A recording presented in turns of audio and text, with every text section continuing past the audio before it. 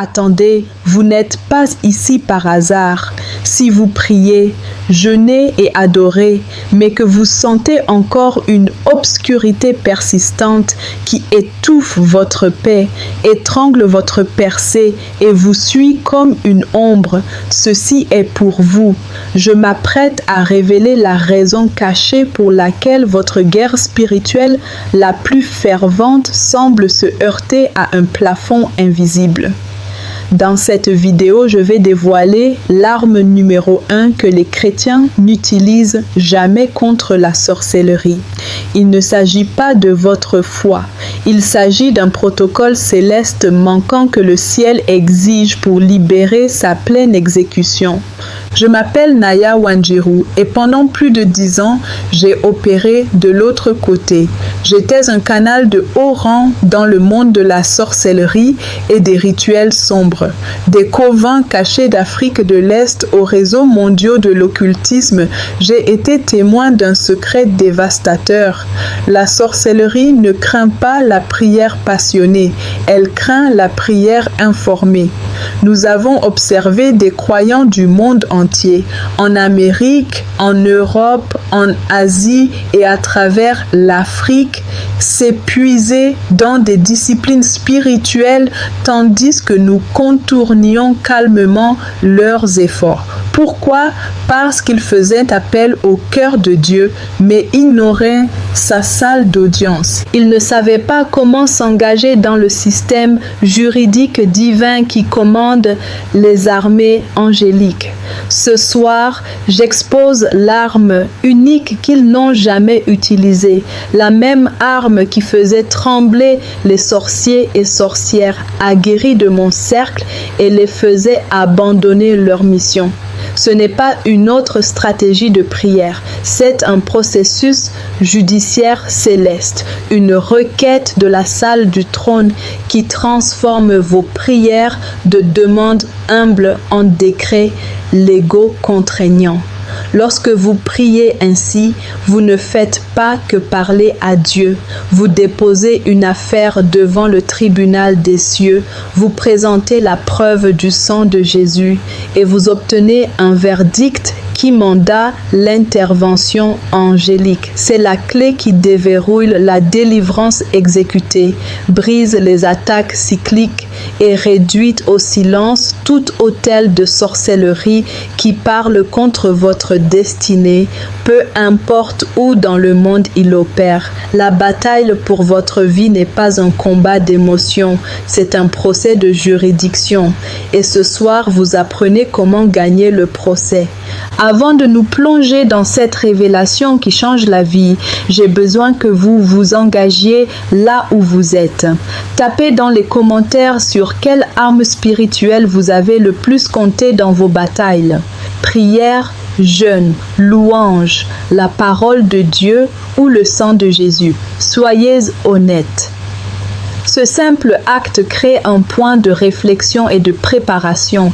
Si vous traversez une saison où vous vous sentez spirituellement surveillé, où vos prières semblent heurter un plafond invisible, où vous êtes vidé après l'adoration, ou où les attaques reviennent avec une vengeance familière après que vous venez de prier, que ce soit une malédiction financière qui étouffe votre entreprise à Kigali, une maladie inexpliquée dans votre famille à Nakuru ou des rêves oppressifs dans votre maison à Antananarivo, alors vous devez rester avec moi. L'information que je m'apprête à partager recalibrera toute votre approche du conflit spirituel. Une fois cette vérité ancrée dans votre esprit, elle devient une partie inébranlable de votre arsenal et les stratégies des ténèbres de la Somalie aux Comores ne prévaudront plus jamais contre vous de la même manière. Écoutez-moi maintenant, non pas comme un public passif, mais comme un soldat sur le point de recevoir des renseignements critiques pour la guerre que vous menez déjà. Ce que je m'apprête à partager est la connaissance gardée qui est rarement, voire jamais enseignée depuis les chaires de nos belles cathédrales et de nos églises pentecôtistes vibrantes à travers la région, et c'est précisément ce que les réseaux des ténèbres opérant de Zanzibar aux rives du lac Victoria veulent désespérément garder dans l'ombre. Pendant des années, je me suis tenue dans ces ombres. J'ai été témoin de la manière dont les sorts sont méticuleusement élaborés avec de la terre de terrain contestée dans la vallée du Rift, des herbes des montagnes Usambara et des incantations prononcées sur les eaux de l'océan Indien. J'ai vu comment les missions étaient expédiées vers des foyers spécifiques à Eldoret, comment les démons recevaient l'instruction de cibler la santé d'un enfant à Kisumu ou le mariage d'un pasteur à Bujumbura. Les croyants n'étaient pas ciblés principalement parce qu'ils étaient faibles dans la foi, mais parce qu'ils étaient mal informés de la loi spirituelle. Ils ne connaissaient pas leurs droits et leur autorité dans les lieux célestes. Comme le tonne Osée 4:6 LSG, mon peuple est détruit parce qu'il lui manque la connaissance. Cette destruction est souvent une lente érosion spirituelle. La sorcellerie ne craint pas les chrétiens chargés d'émotions. Elle craint les chrétiens informés, les croyants qui comprennent comment la cour du ciel répond aux requêtes formulées dans la justice et la vérité légale. Elle craint ceux qui comprennent que la guerre spirituelle est moins une question de drame dans la confrontation que de précision dans l'appel légal. Je m'appelle Naya Wanjiru. Pendant une décennie et demie, j'ai évolué dans des cercles puissants des ténèbres à travers l'Afrique de l'Est. Je fréquentais des covents cachés au cœur des paysages luxuriants de l'ouest du Kenya et je participais à des réunions nocturnes clandestines à la périphérie d'Addis Abeba. On m'a confié des missions spécifiques et malveillantes, étouffer l'expansion d'une église prêchant l'évangile à Mombasa, semer la discorde dans la famille d'un homme d'affaires à Nairobi, apporter un esprit de confusion sur un fonctionnaire du gouvernement à Kigali qui défendait la justice. Et ce que je vais vous dire maintenant est la vérité choquante qui se relie à votre épuisement. Beaucoup d'entre vous priez jusqu'à ce que vos genoux vous fassent mal, vous jeûnez jusqu'à ce que votre corps soit frêle, vous pleurez dans l'intercession, vous réprimandez et liez avec une détermination féroce. Pourtant, une pression lourde et persistante continue de peser sur votre vie. Votre sommeil est perturbé, vos finances sont mystérieusement étouffées, vos enfants sont en proie à des maux récurrents et votre paix ressemble à une visiteuse fugace. Vous continuez à vous demander, avec un sentiment croissant de désespoir, pourquoi ce joug refuse de se briser. La réponse, mon ami, n'est pas que vous devez prier plus, mais que vous devez prier différemment. Vous devez passer des prières de supplication désespérées aux prières de décret juste.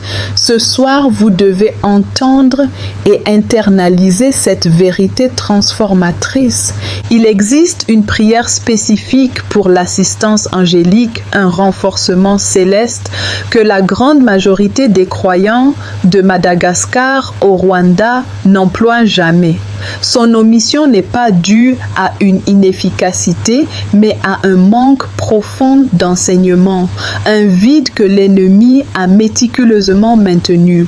Les sorciers et devins le savent, c'est pourquoi ils travaillent à maintenir le corps de Christ soit dans l'ignorance des anges, soit dangereusement focalisé sur leur commandement. Lorsque j'étais profondément engagé dans cet art, l'un de nos principaux points de renseignement était la surveillance de l'interférence angélique. Soyons clairs, les démons ne craignent pas l'émotion humaine ou le bruit fort. Ils craignent les exécuteurs célestes qui agissent sur des ordres divins et légaux. Les anges ne sont pas influencés par le sentiment, ils sont activés par décret souverain. Comme le déclare le psaume 103:20 LSG, « Bénissez l'Éternel, vous ses anges, qui êtes puissants en force et qui exécutez ses ordres en obéissant à la voix de sa parole. » Ils obéissent à la voix de sa parole. Lorsque Dieu Tout-Puissant émet un ordre à sa cohorte angélique, aucun guérisseur traditionnel des plaines du Serengeti, aucun mganga de la côte tanzanienne ne peut arrêter, inverser ou marchander cette mission. Leur seule option est la retraite. Mais voici le secret capital qui reste caché à la plupart des fidèles. Les anges ne se mobilisent pas simplement parce que quelqu'un pleure dans le désespoir. Ils se mettent en mouvement lorsque le protocole gouvernemental du ciel est honoré, lorsque la prière d'un croyant s'aligne sur le cadre juridique de la parole de Dieu et son caractère juste. Je me souviens d'une mission ciblée que nous avions lancée contre une guerrière de la prière reconnue, une femme dans la ville animée de Nairobi. C'était un pilier de son église, toujours en jeûne, toujours en intercession. Nous anticipions un succès facile. Cependant, quelque chose d'inédit s'est produit qui a perturbé toute notre opération. Une présence angélique formidable, territoriale et autoritaire enveloppa sa maison et sa vie. C'était une force tangible et glaçante que nous ne pouvions pénétrer. Nos outils de divination, le jet dose, la lecture de coquillages sont devenus vides. Les esprits de surveillance que nous avions postés ont rapporté une barrière sainte et aveuglante. À ce moment, j'ai appris une leçon cruciale. Cette femme ne priait pas seulement à Dieu, elle priait avec une compréhension de son gouvernement céleste. Elle s'engageait devant les tribunaux des cieux, pas seulement dans le placard de la prière. Elle était passée de la supplication à la requête légale et la différence fut catastrophique pour nos plans. Cette compréhension du gouvernement céleste est ce qui sépare une prière simplement entendue d'une prière qui déclenche un mandat divin. La plupart des chrétiens s'identifient à Dieu intimement comme Abba, Père, et cette relation est notre glorieux fondement. Romains 8:15.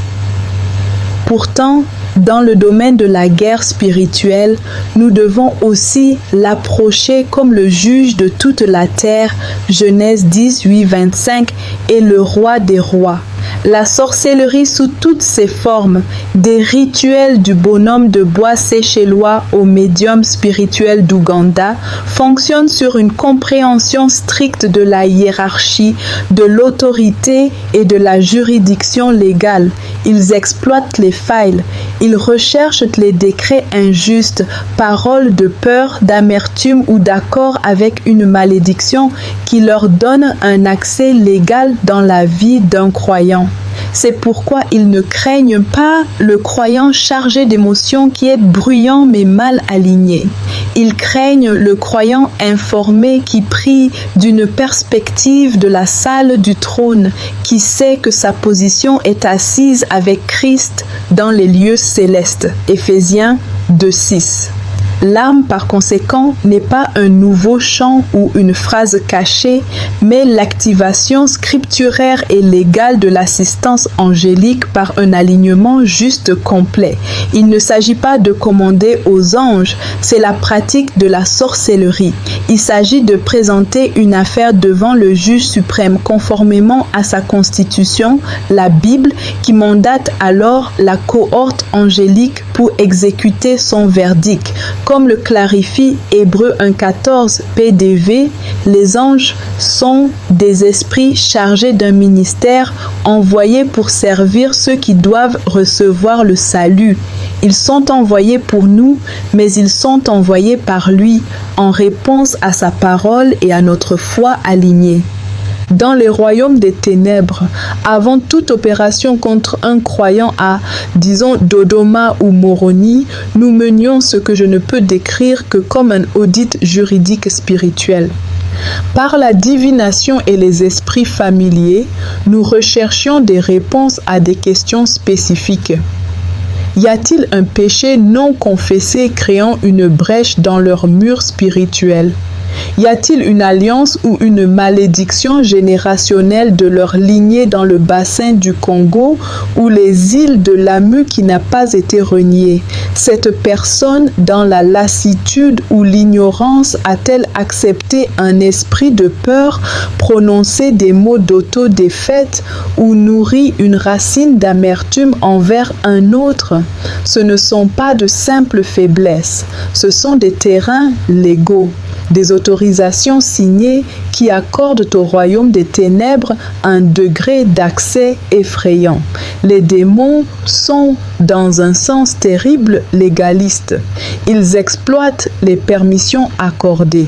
Cependant, lorsqu'un croyant s'engage dans un repentir ciblé, une renonciation autoritaire et déclare la parole de Dieu depuis une position purifiée, ces terrains légaux sont totalement démolis.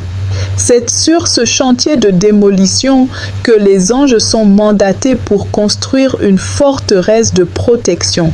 C'est la raison centrale pour laquelle vous ressentez souvent cette étrange résistance dans la prière. Vous ne luttez pas seulement contre un esprit, vous contestez une loi spirituelle que vous avez involontairement soutenue. Les anges, je dois le réitérer, ne sont pas muses par la chaleur de notre bataille. Ils sont mobilisés par le son du marteau du ciel. La prière qui les libère est une prière de tribunal. Et une fois que le verdict du ciel est déclaré depuis son banc, tout pouvoir des hauts plateaux d'Éthiopie aux atolls des Seychelles doit s'incliner. Philippiens 2:10. Cette distinction entre la prière émotionnelle et la requête légale a-t-elle du sens pour vous? Si c'est le cas et que vous ressentez une impulsion pour apprendre ce protocole de tribunal, tapez tribunal dans les commentaires. Cela m'aide à savoir que vous suivez ce changement critique. Laissez-moi vous donner un exemple viscéral de mon passé. On nous avait assigné de harceler un entrepreneur prospère à Kampala pour s'assurer qu'un contrat majeur lui échappe. Pendant des semaines, nos opérations se déroulaient sans heurts. Sa concentration était éparpillée, des emails clés disparaissaient, des malentendus surgissaient avec ses partenaires. Puis, abruptement, c'était comme si un pare-feu spirituel descendait. Nos esprits de surveillance revenaient désorientés, rapportant une lumière aveuglante et une présence immuable autour de son bureau et de sa maison. Nos rituels subséquents fusaient. Les incantations perdaient leur pouvoir. Nous avons découvert plus tard que cet homme, dans son désespoir, avait été conduit non seulement à prier, mais à se repentir, spécifiquement pour un partenariat commercial fondé sur une poignée de main malhonnête des années auparavant. Il avait renoncé à cet ancien accord. Il s'est ensuite tenu, non sur son propre mérite, mais sur le mérite du sang de Jésus et a déclaré le psaume 5:12 sur sa vie. Car tu bénis le juste, ô Éternel. Tu l'entoures de ta grâce comme d'un bouclier. Il était passé de supplier Dieu de réparer sa situation à présenter un cas pour la faveur divine basée sur la justice et l'alliance. Cette prière n'était pas seulement une communication, c'était une procédure judiciaire devant le tribunal des cieux et le jugement était en sa faveur. Les anges furent envoyés non pas en réponse à sa panique, mais comme une exécution du verdict céleste de faveur. Notre sorcellerie fut rendue nulle et non avenue parce que les terrains légaux que nous exploitions avaient été légalement révoqués. C'est ici que la vie d'innombrables croyants reste bloquée. Ils réprimandent les démons avec grande ferveur, mais ne révoquent jamais les droits légaux auxquels ces démons s'accrochent. Ils lient les esprits de pauvreté, mais ne ferment jamais les portes de la cupidité, de la malhonnêteté ou des alliances financières brisées qui ont d'abord invité cette oppression. Ils prient pour la protection, mais n'invitent jamais l'exécution céleste. Et la véritable exécution dans le domaine spirituel est angélique. L'ennemi ne craint pas vos réunions de prière si elles sont dépourvues de cette compréhension légale. Ce qu'il craint, ce sont les croyants qui savent comment approcher le banc de l'Ancien des jours, présenter la preuve du sang de Jésus et recevoir un jugement que les armées célestes sont ensuite obligées d'exécuter. C'est le chemin oublié vers la domination totale. Maintenant, nous passons de la révélation à l'application, de la compréhension du principe à la manœuvre de l'arme. C'est là où de nombreux enseignements bien intentionnés s'arrêtent au bord du précipice, vous laissant avec une théorie mais sans pont fonctionnel. Je ne ferai pas cela. Le pont est construit sur les 5 piliers de la prière de tribunal, chaque pilier renforcé par des écritures spécifiques et chaque étape conçue pour démanteler systématiquement le dossier de l'ennemi et mandater l'intervention du ciel. J'ai besoin que vous internalisiez ceci. L'ordre est puissance. Faire ces étapes dans le désordre, c'est comme essayer de construire un toit avant de poser une fondation. Cela crée une structure fragile et instable qui s'effondrera sous la pression. Les sorciers et devins de Madagascar, des régions côtières du Kenya et des nations insulaires connaissent cet ordre intuitivement dans leurs opérations obscures. Vous devez le connaître dans vos opérations célestes.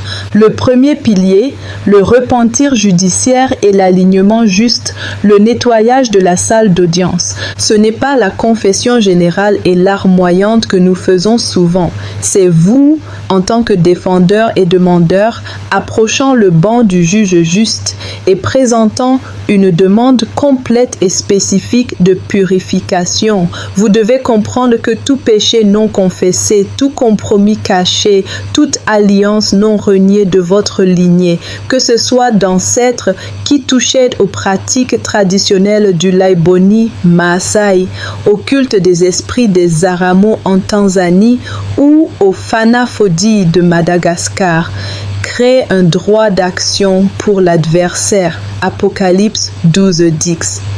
Il est l'accusateur et il utilise ces faits pour contester votre droit à la protection divine. Votre première action est de le dépouiller de ses preuves. Vous priez avec l'esprit du psaume 139. 23 à 24. Sonde-moi, ô Dieu, et connais mon cœur. Éprouve-moi et connais mes pensées. Regarde si je suis sur une mauvaise voie et conduis-moi sur la voie de l'éternité.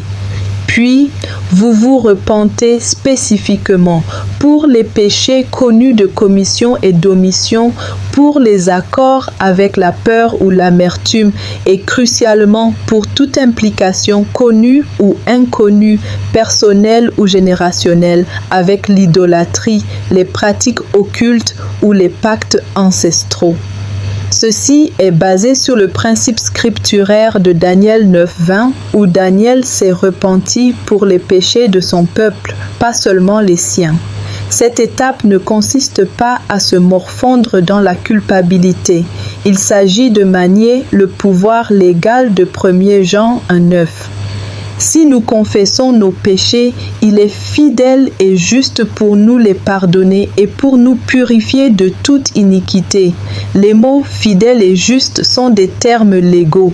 Lorsque vous confessez, Dieu est légalement obligé par sa propre justice d'alliance de pardonner et de purifier, supprimant ainsi la prétention légale de l'adversaire. Cette étape ferme les portes. Si vous la sautez, vous essayez de commander aux anges alors que l'ennemi a encore une clé de votre maison. Le deuxième pilier, la renonciation autoritaire et la nullification, le déchirement des contrats. Le repentir traite de la culpabilité du péché, la renonciation traite de ses attachements légaux persistants. C'est ici que vous passez de la tristesse à l'annulation souveraine. Vous ne dites pas seulement désolé pour des implications passées, vous émettez un décret que toute alliance, malédiction, parole ou symbole forgé contre vous est par la présente, nulle, non avenue et sans effet. Vous renoncez à tout. Chaque parole prononcée sur l'eau dans un sanctuaire côtier à Zanzibar, chaque rituel effectué avec votre nom ou vos effets dans une arrière-salle à Addis Abeba, tout enchevêtrement générationnel de votre lignée dans la région des Grands Lacs. Vous déclarez comme dans Ésaïe 54:17 que toute arme forgée contre toi sera sans effet et toute langue qui s'élèvera en justice contre toi, tu la condamneras. Tel est l'héritage des serviteurs de l'Éternel. Telle est la justice qui leur viendra de ma part, dit l'Éternel. Vous ne suppliez pas pour que cela soit vrai. Vous le proclamez comme votre héritage acquis par le sang. Vous annulez verbalement toute transaction démoniaque, vous retirez votre esprit, votre âme et votre corps de tout pacte sombre et vous coupez tout lien psychique ou spirituel. C'est vous, debout dans l'autorité de Colossiens 2:14-15, déclarant que Christ a effacé l'acte dont les ordonnances nous condamnaient et qui subsistait contre nous, et il l'a détruit en le clouant à la croix. Il a dépouillé les dominations et les autorités et les a livrées publiquement en spectacle, en triomphant d'elles par la croix. Votre renonciation est l'application personnelle de cette œuvre accomplie à chaque attaque spécifique. Lorsque vous faites cela, vous sentirez souvent un changement tangible, une légèreté, une rupture de pression. C'est le son des chaînes spirituelles tombant au sol. Si vous n'avez jamais prié une prière de renonciation spécifique sur votre vie et votre lignée, je vous exhorte à faire une pause et à le faire maintenant, même silencieusement en lisant. Brisez tout accord inconnu. Ensuite, tapez contrate annulé dans les commentaires. C'est votre premier acte de décret légal dans cette session. Le troisième pilier, la requête légale pour l'exécution angélique, le dépôt de la motion. Avec la salle d'audience nettoyée et les contrats frauduleux de l'ennemi déchirés, vous déposez maintenant votre motion devant le juge. C'est ici que vous demandez formellement l'exécution de la protection céleste. Vous ne commandez pas aux anges, vous vous adressez au juge de toute la terre et présentez sa parole comme base légale de votre requête. Vous rappelez à la cour ses propres statuts. Vous priez, Père, ta parole dans le psaume 91:11 déclare que tu donnes ordre à tes anges à mon sujet pour me garder dans toutes mes voies. Ta parole dans Hébreux 1:14 affirme que les anges sont des esprits chargés d'un ministère envoyés pour servir ceux qui doivent recevoir le salut. Je me tiens devant toi comme un héritier du salut. purifié par le sang de Jésus. Par conséquent, sur la base de ta parole infaillible et de ma position en Christ, je prie ta cour, libère ta cohorte angélique maintenant. Envoie-les patrouiller aux frontières de ma vie, de mon foyer à nommer votre ville/région, de mon ministère, de mes finances et de ma famille. Qu'ils fassent exécuter le verdict de la croix sur chaque domaine de mon existence. Qu'ils neutralisent toute assignation démoniaque, interceptent tout missile de sorcellerie et établissent une zone de paix sainte autour de moi. Cette prière n'est pas émotionnelle, elle est juridictionnelle. Elle pousse Dieu à agir non par pitié, mais par fidélité d'alliance à sa propre parole.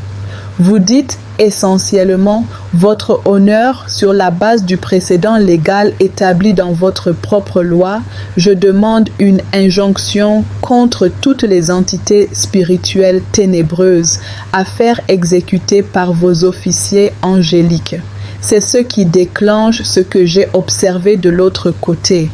La présence angélique soudaine, formidable et immuable qui met fin à toute surveillance et activité démoniaque. Le quatrième pilier, le décret proclamatoire des frontières, l'émission de l'injonction. Une fois la motion déposée et accordée dans l'esprit et par la foi, vous savez qu'elle l'est, vous commencez maintenant à parler comme quelqu'un sous cette protection ordonnée par le tribunal. C'est l'étape de déclarer vos frontières non depuis un lieu de peur, mais depuis un lieu de réalité légale exécutée. Vous ouvrez votre bouche et décréez ce que le ciel vient de décréter. Vous déclarez Ésaïe 54, 17 sur votre corps, votre esprit, votre sommeil, vos enfants. Aucune arme forgée contre toi ne prospérera. Vous déclarez le psaume 125, 2 sur votre foyer. Comme les montagnes entourent Jérusalem, ainsi l'Éternel entoure son peuple, dès maintenant et à jamais. Vous faites des décrets spécifiques. Je décrète que tout esprit de surveillance assigné contre moi depuis tout hôtel aux Seychelles ou toute forêt à Madagascar est maintenant aveuglé et confondu. Je décrète que toute malédiction est redirigée vers son expéditeur au nom de Jésus. Je décrète que mon sommeil est un terrain saint, mon esprit est une forteresse de la paix de Christ et mon destin est scellé par le Saint-Esprit. Ce ne sont pas des affirmations positives, ce sont des prononcés judiciaires basés sur le jugement que vous venez de recevoir par la foi. Vous marquez votre territoire avec le décret du ciel.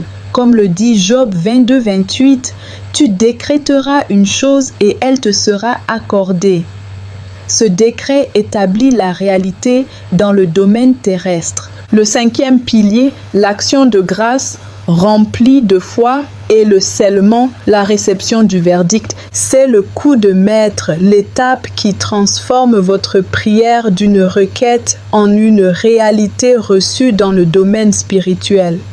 Immédiatement après vos décrets, vous éclatez en action de grâce.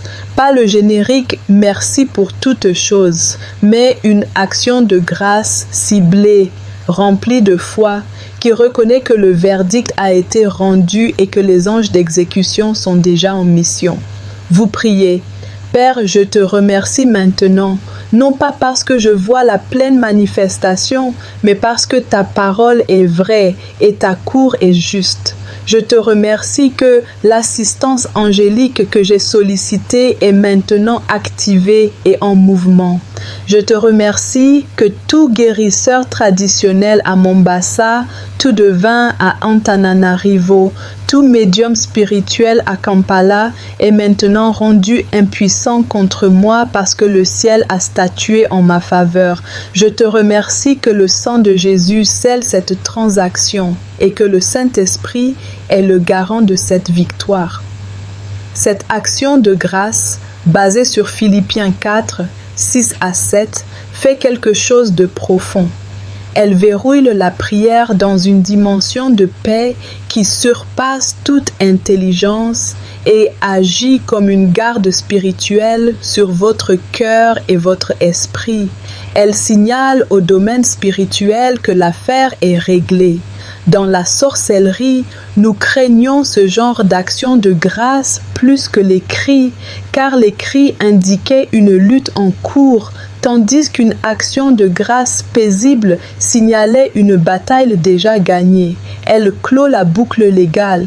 Vous n'êtes plus un requérant, vous êtes un bénéficiaire qui rend grâce pour un jugement reçu.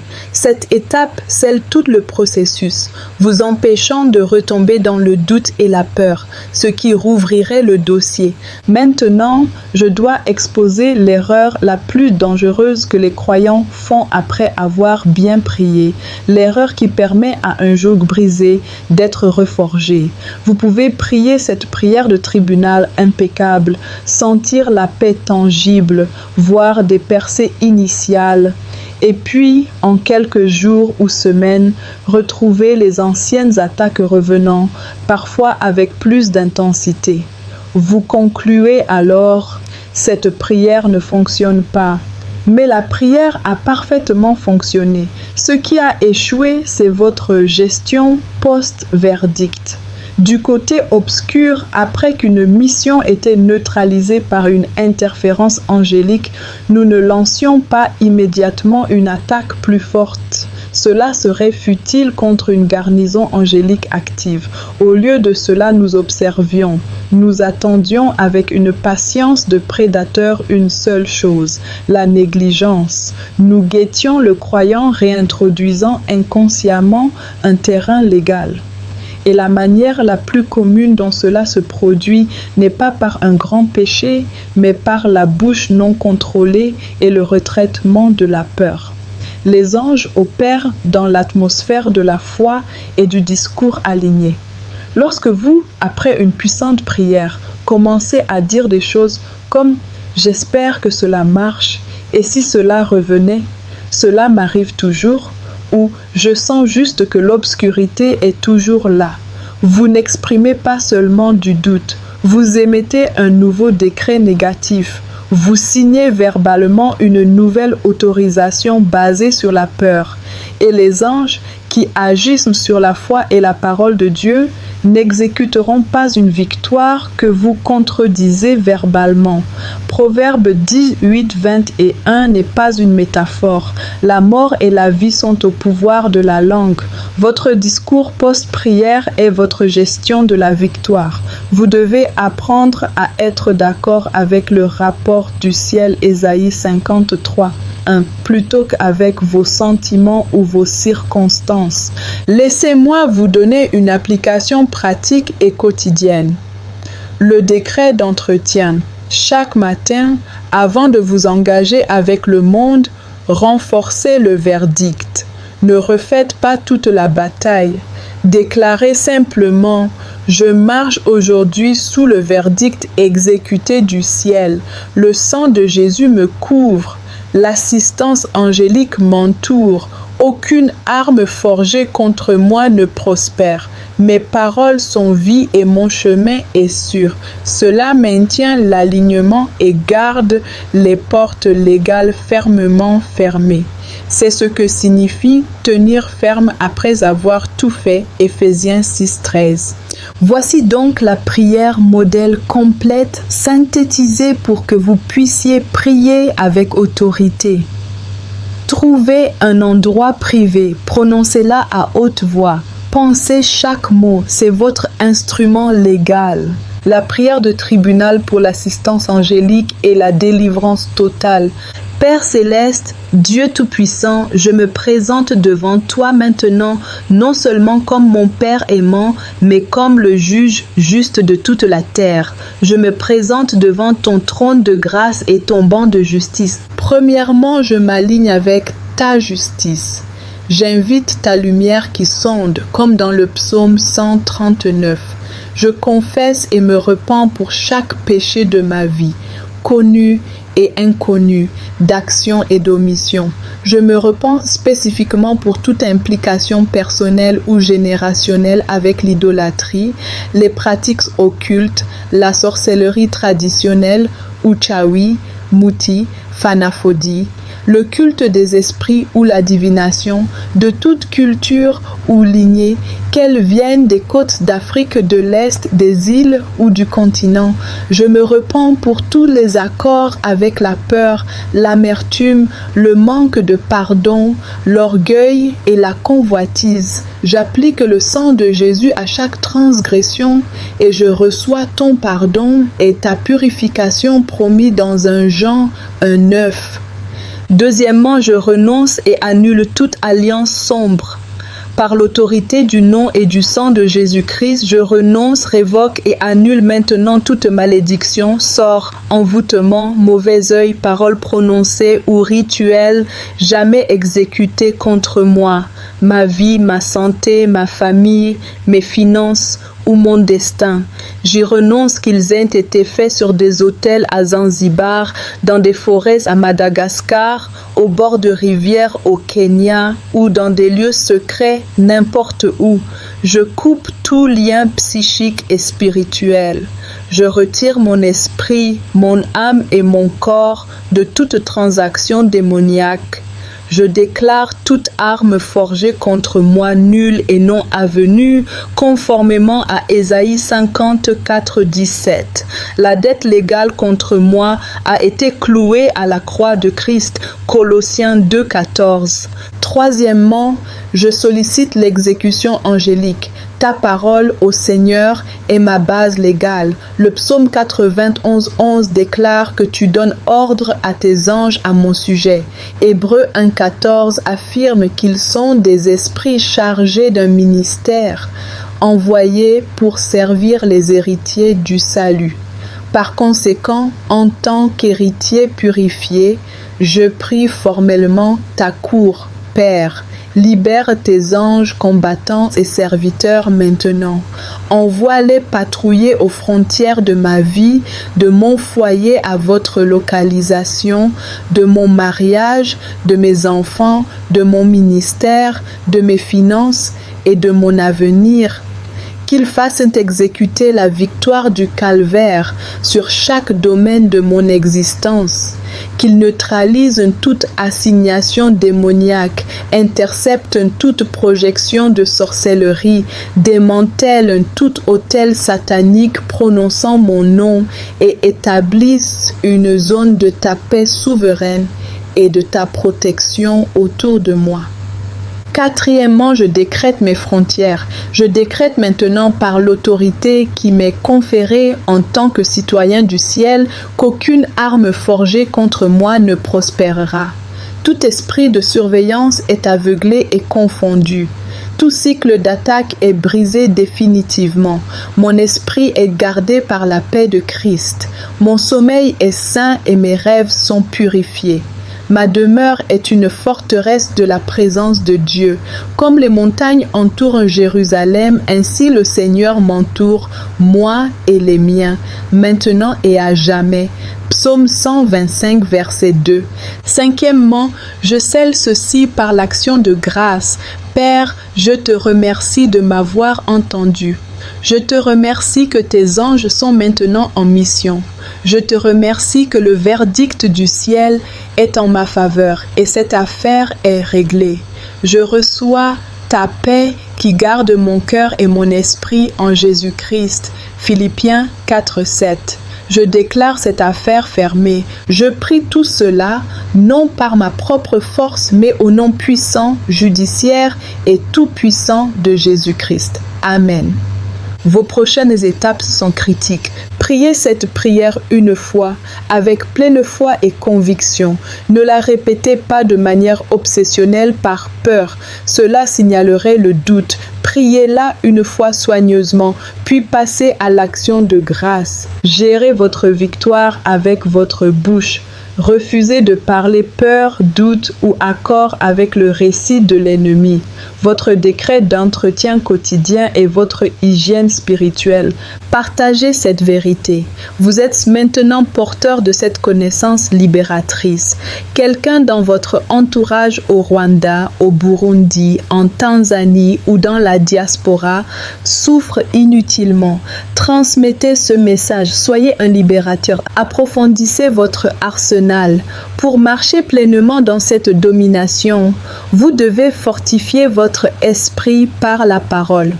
Nous avons constitué une bibliothèque numérique fondamentale de 10 livres essentiels sur la guerre spirituelle en format PDF, couvrant l'autorité, la prière et la rupture des malédictions. Ils ne sont pas vendus dans les magasins ordinaires. Pour une contribution minimale à l'œuvre de notre ministère, vous pouvez obtenir un accès immédiat à toute cette bibliothèque. Cliquez sur le premier lien dans la description pour obtenir ces ressources aujourd'hui. Faites de la louange votre atmosphère. Les anges habitent la louange. Psaume 22:3. Nous offrons un cours d'introduction gratuit sur la louange prophétique et l'adoration de combat pour vous aider à créer une atmosphère invoquant le ciel dans votre foyer. Cliquez sur le deuxième lien dans la description pour vous inscrire gratuitement. Si vous avez prié cette prière et êtes déterminé à marcher dans cette nouvelle autorité, déclarez-le maintenant. Tapez « Verdict acquis » dans les commentaires. C'est votre témoignage public et votre engagement à la gestion. Avancez maintenant, non en victime, mais en héritier justifié, entouré d'hôtes invisibles mais puissants. Que la grâce de notre Seigneur Jésus-Christ soit avec votre esprit.